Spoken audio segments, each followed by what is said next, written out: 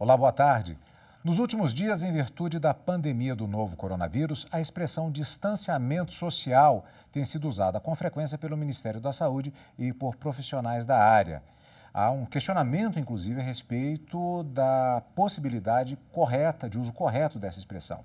Mas, apesar de recomendada no Brasil, a metodologia dos países para combater a Covid-19 não tem sido uniforme.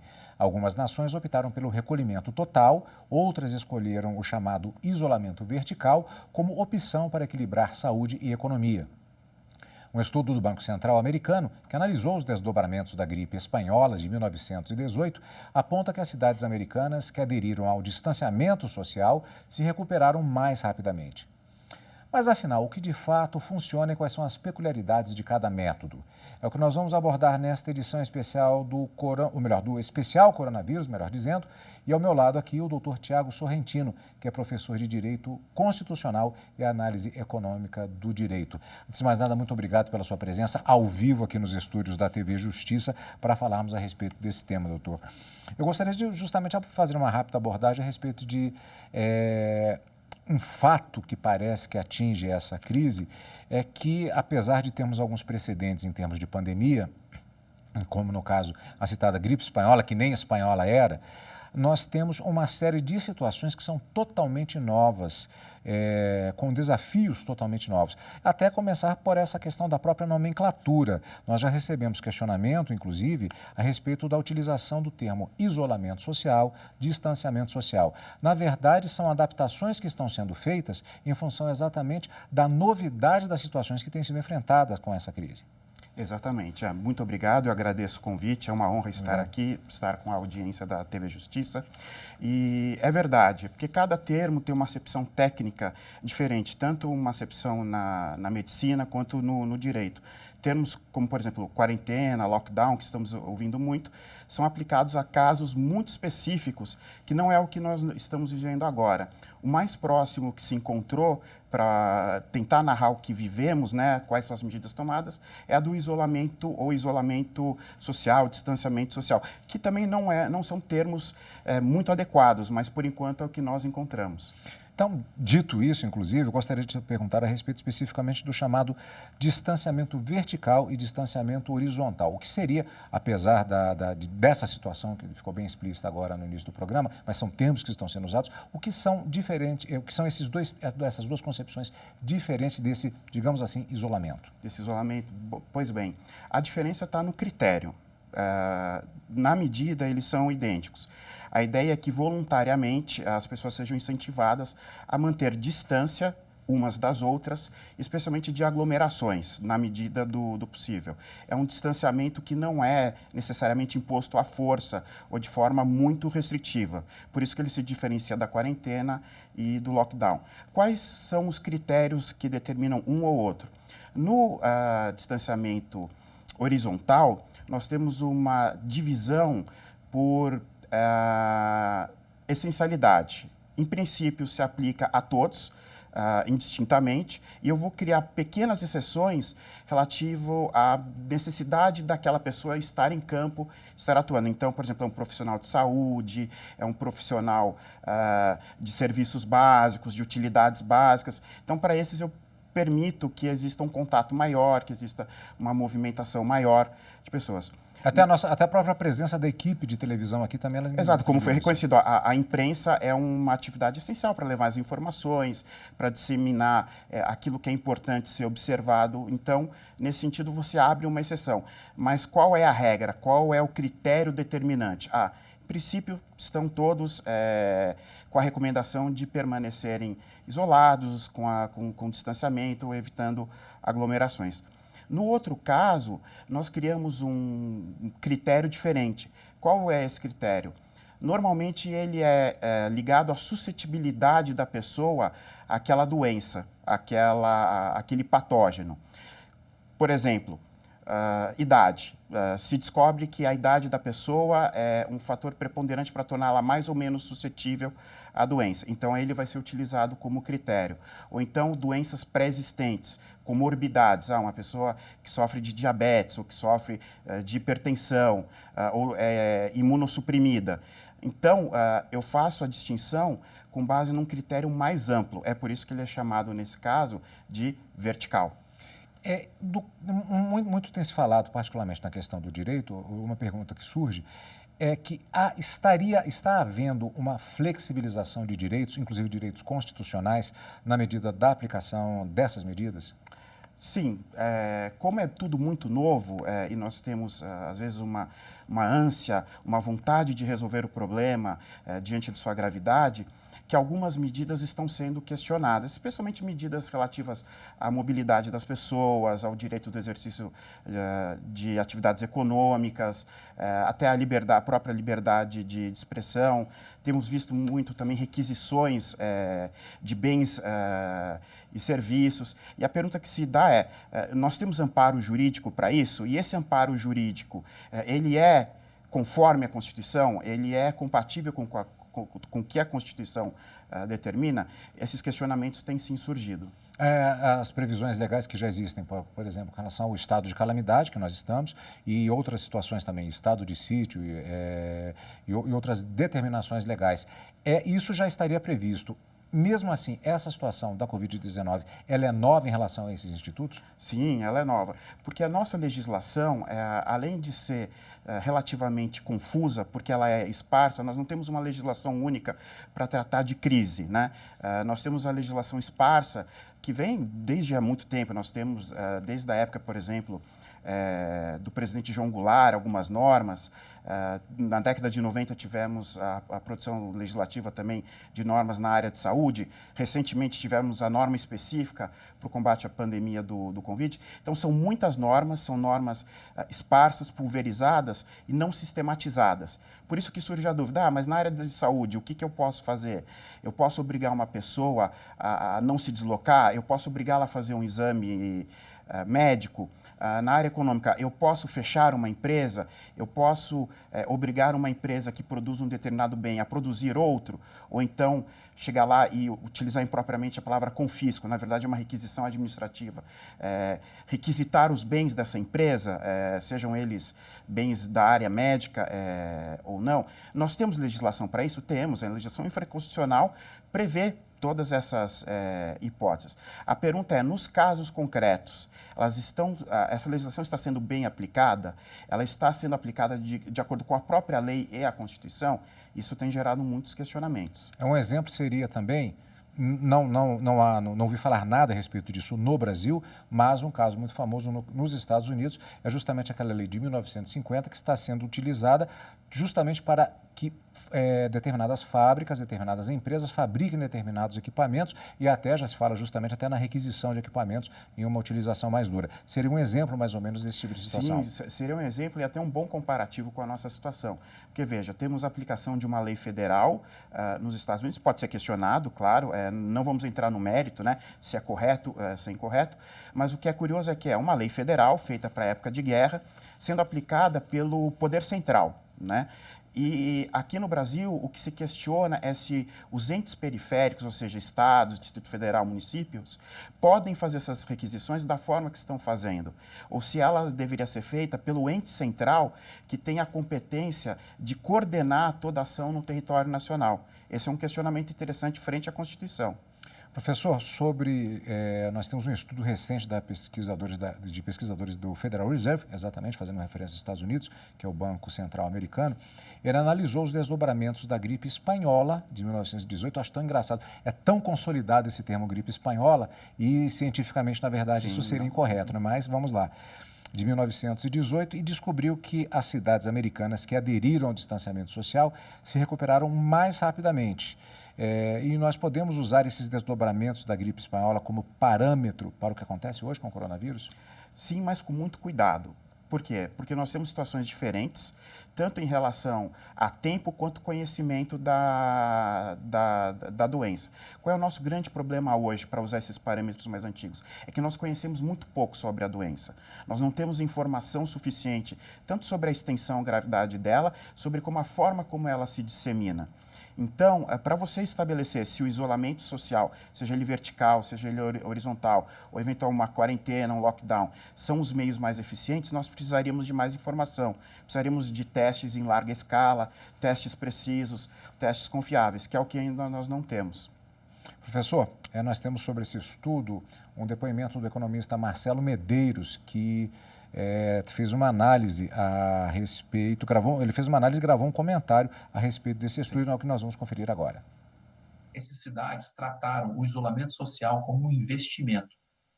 E ao investir no isolamento social, elas tiveram um retorno, que é sair mais rápido da recessão.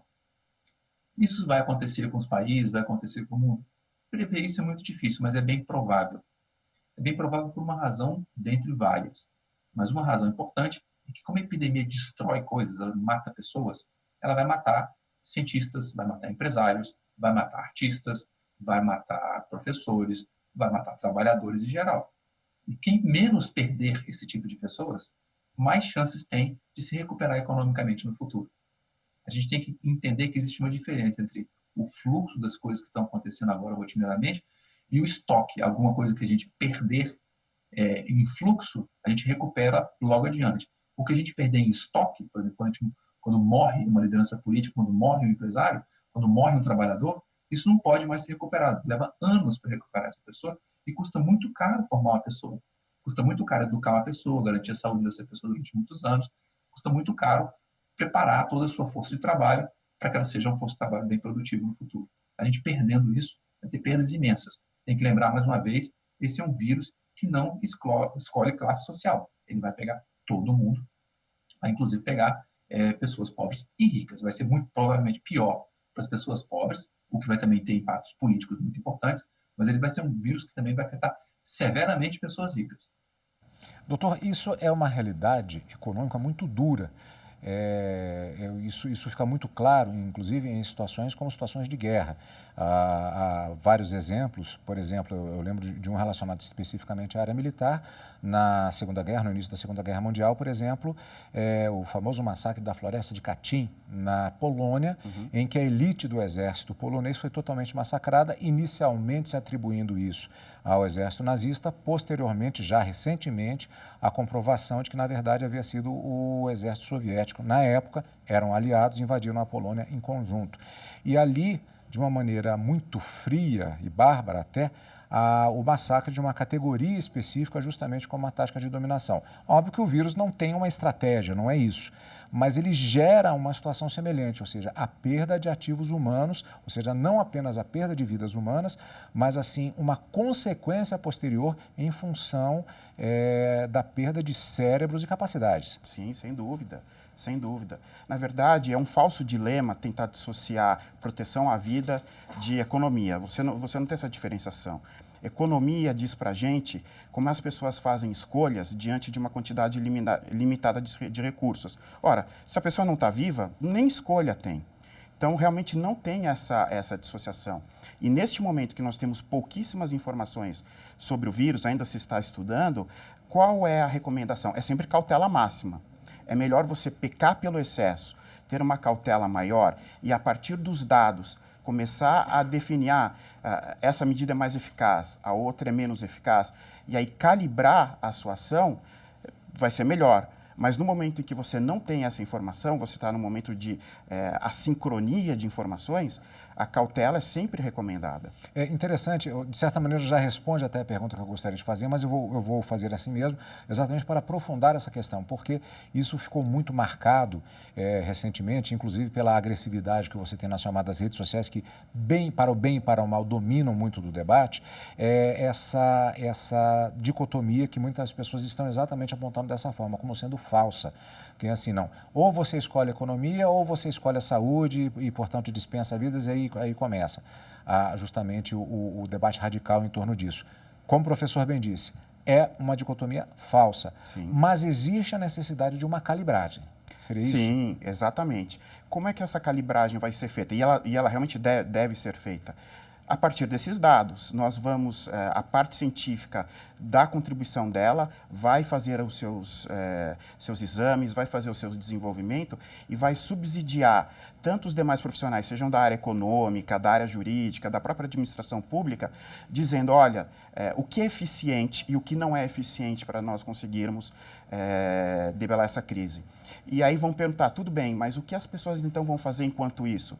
Elas não podem ficar paradas, a vida delas também não para. Elas vão precisar se alimentar, precisam de educação, precisam de saúde, precisam de segurança. É aí que entra o papel do Estado. O Estado é o único ente que vai conseguir, junto com o setor privado, coordenar numa extensão continental como a do Brasil, o apoio enquanto esse momento de crise aguda inicial não é debelado. É exatamente a recomendação da OMS. Aquele discurso que fala assim, é a calibragem. Acaba sendo exatamente o que a OMS fala e a calibragem. Temos visto, da parte da iniciativa de alguns setores específicos, algumas adaptações. Sempre se fala muito a respeito da necessidade de criatividade e isso às vezes até fica parecendo um pouco de conversa de autoajuda. Mas nós temos visto, por exemplo, setor de alimentação que não pode abrir, mas as pessoas precisam comer. Um desenvolvimento muito grande que está havendo dos serviços de entrega. E esse tipo de situação, por exemplo, que já é uma iniciativa particularmente dos pequenos empreendedores, isso pode ser incentivado pelo Estado, além de medidas como a liberação de FGTS, as medidas que a gente tem visto. Existem mecanismos para incentivar esse tipo de criatividade? Sim, existem. E aí eu sempre lembro, quando a gente está discutindo sobre a relação Estado particular, da frase do Alexis de Tocqueville, né? Na verdade, a iniciativa privada, ela tem uma espontaneidade para resolver problemas muito grande. E, normalmente, ela faz isso sozinha, sem a intervenção do Estado. A intervenção do Estado é necessária para corrigir algum desvio, que realmente eles acontecem, e para fazer certas coordenações de extensão que a iniciativa privada localizada realmente não consegue fazer. Uma dessas... desse aumento, dessa abrangência, é levar essas boas práticas, né? Identificou uma boa prática num canto do país, que se desenvolveu uma solução, seja na área de alimentação, educação, vestuário, enfim, levar isso, disseminar isso para as outras áreas, para que isso seja adotado o mais rápido possível, para suprir essas necessidades. Então, o Estado tem, sim, esses mecanismos. Nós temos os chamados serviços sociais, que atuam já nessa área. Nós temos, dentro dos ministérios da administração direta também, muitas secretarias que atuam nessa disseminação. Então, ele tem, sim, esses mecanismos. Professor, a influenciadora digital Bárbara Monteiro, ela mandou uma pergunta exatamente sobre esse assunto. Vamos conferir. Queria saber se era possível preservar vidas e, ao mesmo tempo, manter a economia saudável? Sem dúvida, sem dúvida. Não há economia sem vida. Então, a vida já é o pressuposto. E a economia é como a gente faz essas escolhas. A gente tem uma quantidade limitada de dinheiro, de comida, enfim, de qualquer outro recurso, e a gente escolhe como aplica. O grande problema é, nesses momentos de crise, nós temos uma dificuldade de espontaneamente fazermos essas escolhas girarem por si só. E aí o que acontece? Vamos precisar da ajuda do Estado, vamos precisar da ajuda mútua muito mais do que numa época de normalidade. O que deve ser feito? Se analisar com bastante calma, e eu vou utilizar a palavra frieza, mas não no sentido pejorativo, mas sem a paixão do momento, né? Aquela vontade de querer pegar um lado. Não, precisamos ter calma, precisamos ter centralidade para examinar e aí fazer essas escolhas. Os negócios vão ter que ser reinventados? Muitos vão, sem dúvida. Infelizmente, de outra forma. Você utilizou o exemplo da guerra. Eu me lembro que no esforço de guerra, Segunda Guerra Mundial norte-americano, por exemplo, essa mesma lei que foi utilizada agora recentemente diminuía a possibilidade de compra de minério de ferro, porque a ideia é que ele fosse deslocado para o esforço bélico, para o esforço de combate. As empresas, por exemplo, que produziam canetas tiveram uma dificuldade enorme, porque era um insumo básico delas, mas elas sobreviveram, mesmo esse racionamento. Então, há formas. Vai exigir esforço? Vai exigir esforço. Sacrifício? um pouco sim, mas sem dúvida é possível manter uma economia e manter as condições para que ela seja retomada com força depois do momento agudo da crise, do que simplesmente dizer, eu tenho que escolher um ou outro. Não é assim. Como vimos agora há pouco o estudo do sociólogo e economista Marcelo Medeiros, vamos ver mais um trecho do depoimento dele. A única maneira que nós temos de controlar essa doença é garantir o isolamento social. Mas isso exige uma coisa, exige que as pessoas não tenham uma pressão gigantesca de sair do isolamento para trabalhar. Por isso, uma maneira importante de se controlar a epidemia é abrir o mais rápido possível a rede de proteção social, garantir uma renda para as pessoas de forma que elas sejam capazes de permanecer um pouco mais de tempo em isolamento. É importante ter o máximo de isolamento no momento inicial, porque essa é a forma de controlar a epidemia antes que ela se alastre demais. Uma vez que ela se alastrar, vai se tornar extremamente difícil de ser controlada. Isso vai ter implicações importantes. Isso vai tornar a recessão brasileira mais profunda e mais longa, porque à medida que os esforços de se tentar controlar essa epidemia forem mantidos, a recessão vai ser mantida durante muito mais tempo. É só uma correção, da maneira como eu falei, ficou parecendo que o estudo é do sociólogo e economista. Na verdade, é uma pesquisa, um estudo recente de pesquisadores do Federal Reserve, que é o Banco Central americano. Suas considerações, professor? Sim, exatamente. Hoje, no momento agudo, de quem nós precisamos mais? Do Estado. O Estado tem que usar a sua força, a sua abrangência para essas medidas, como foram colocadas, de rede de proteção social. Elas, aqui no Brasil, já existiam com seus problemas, claro, pontuais, mas pelo menos, em teoria, eram bastante abrangentes. Mas hoje nós vamos precisar de mais. E vamos precisar dela de forma escalonada, porque mais cedo ou mais tarde todos vão precisar, empresas vão precisar, trabalhadores informais vão precisar, trabalhadores formais com carteira assinada vão precisar também, e eventualmente até os próprios servidores públicos. A gente não sabe ainda, pela falta de informação, quanto tempo nós vamos ver a fase aguda dessa crise. Então, o Estado tem que intervir, não há outra saída. Existe uma brincadeira que se faz a respeito do que o brasileiro deveria ser estudado pela NASA. A China também parece que merecia um estudo, porque é um país de governo politicamente comunista, ou socialista, de acordo com a análise que seja feita, mas que tem uma economia essencialmente de mercado, principalmente em termos de economia internacional. E ela é o epicentro, primeiramente foi o primeiro epicentro da doença e tem sido um espelho em diversas situações, inclusive na expectativa de ter passado a primeira onda, o risco de uma segunda onda. Então, se discute muito com relação à questão da China também na recuperação de atividades industriais. Sobre esse tema, primeiramente, eu gostaria de chamar mais uma pergunta que foi encaminhada exatamente sobre esse tema e a gente prossegue. Se os Estados Unidos não, de fato, promover o isolamento total, se não controlar a epidemia rapidamente, deixar se alastrar, a estimativa é que vai ter uma perda de aproximadamente 1/3 do PIB americano no longo prazo, equivalente a perder 1/3 de toda a sua economia produzida num ano no longo prazo. É uma perda muito grande. E não é à toa que os países estão levando isso muito a sério. Todos os países do mundo desenvolvido estão levando isso a sério. Os que não estavam começaram a recuar rapidamente e viram que tinham tomado a decisão errada. Os Estados Unidos devem gastar alguma coisa em torno de 10% do seu PIB para controlar a epidemia, as consequências da recessão que vai ser causada por ela. Países como a Alemanha devem chegar a alguma coisa em torno de 30% do seu PIB, que é muita coisa. E aí existe uma razão para isso. Aqueles países que controlarem primeiro a epidemia vão ser aqueles países que vão estar em melhores condições no mundo devastado por uma recessão gigantesca. Então, na verdade, também é um investimento controlar a epidemia, um investimento gastar o seu PIB nesse controle, porque isso permite uma recuperação mais rápida no futuro. Quem se recuperar mais rápido numa economia global duramente afetada por uma recessão mundial vão ser os países que vão galgar posições aí nessa geopolítica internacional.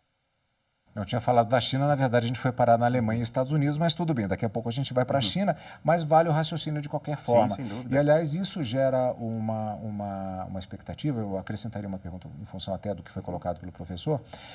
Nós vimos aquilo que está sendo chamado por muitos de pirataria por parte do governo norte-americano, Há negativas no sentido de que tem ocorrido confisco de mercadoria. Também se fala que já estão pegando rotas alternativas para que não se passe pelos Estados Unidos sob o risco de ser determinado material, principalmente material médico, que ele seja confiscado. Vem a pergunta, inclusive, por conta dessa análise que foi feita, que foi exposta agora, nós estamos numa expectativa de volta, em termos econômicos e de direito, aquilo que no direito internacional chamamos de estado de natureza, ou seja, a colaboração entre os países em tempos de globalização, ela pode estar se caminhando para um capitalismo um pouco mais selvagem? Olha, eu espero que não. Realmente eu espero que não. Me parece que nós não estamos ainda voltando para um estado de natureza. Essas práticas, na verdade, são práticas mais mercantilistas, né? É um estágio um pouco posterior, mas ainda assim um estágio bastante antiquado para os nossos padrões. O grande problema hoje é que nós temos um sistema de cadeia de logística extremamente pulverizado. Praticamente nenhum país, nenhuma região geográfica consegue produzir bens sozinho. Seja por insumo, seja por propriedade industrial, intelectual, bens e materiais, isso está separado. Então, matéria-prima vem do Brasil, a montagem é feita na China, a propriedade industrial está na Irlanda, ou eventualmente nos Estados Unidos.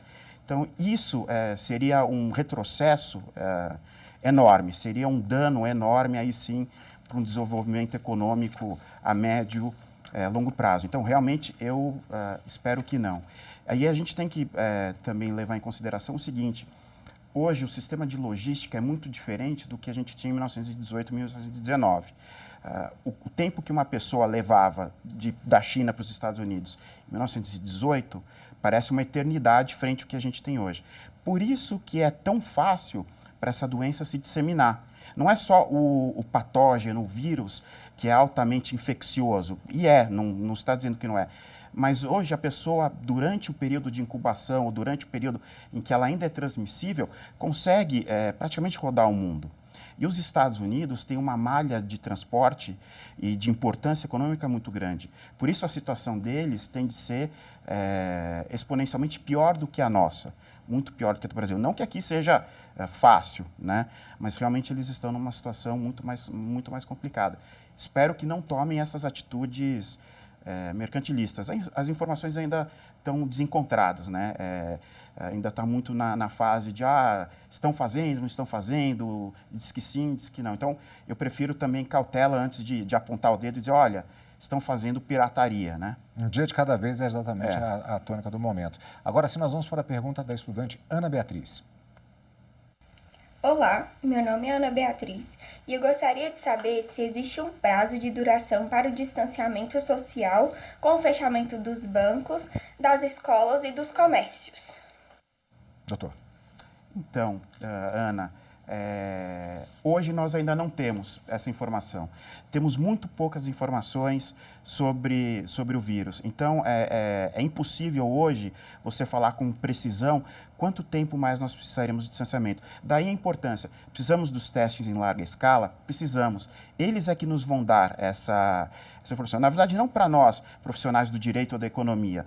Vão dar para os profissionais técnicos, médicos, biomédicos, cientistas. Eles é que vão nos passar essa previsão, para que aí a administração possa tomar a decisão final. Ficou faltando a China, não temos tempo de ver a pergunta que foi encaminhada, mas eu pergunto, as expectativas particularmente com relação à recuperação de atividade industrial, mas a China pode ser considerada parâmetro, considerando o gigante que é? Sempre, tudo que nós pudermos levantar em campo é útil, porque a pesquisa empírica são esses dados, essa observação metodológica, que vai dar o subsídio para que você possa entender o quadro e dizer, olha, essa ou aquela solução é melhor. O problema é que essa informação tem que ter qualidade, ela tem que ser uma informação fidedigna. E hoje é uma certa dúvida se as informações que nós estamos recebendo, pelo menos a população em geral, né, são realmente informações fidedignas. Está controlado, não está controlado, já tem casos, já não tem mais transmissão interna, são só casos importados. Se nós tivéssemos essas informações, eu poderia responder, olha, vamos nos basear nelas. Como ainda há dúvida, fica não fica tão claro, fica um pouco obnublado. Mas sim, sem dúvida, eu acho que a China tem que ser observada como todos os outros países, com essas peculiaridades. E aí a área técnica vai nos subsidiar com os dados necessários. Professor, muitas perguntas existiriam ainda, é claro, para fazer, mas infelizmente o nosso tempo está esgotado, mas continuaremos acompanhando toda essa questão. Muito obrigado pela sua contribuição. Eu que agradeço e é uma honra. Honra toda nossa, professor. E você, obrigado por nos acompanhar nesta edição ao vivo aqui dos estúdios da TV Justiça sobre o coronavírus. A TV Justiça a postos, sempre acompanhando os dados importantes, não apenas com relação ao direito, mas, no caso, nessa crise pela qual estamos todos passando atualmente em todo o mundo. Muito obrigado pela sua companhia e continue conosco aqui na TV Justiça.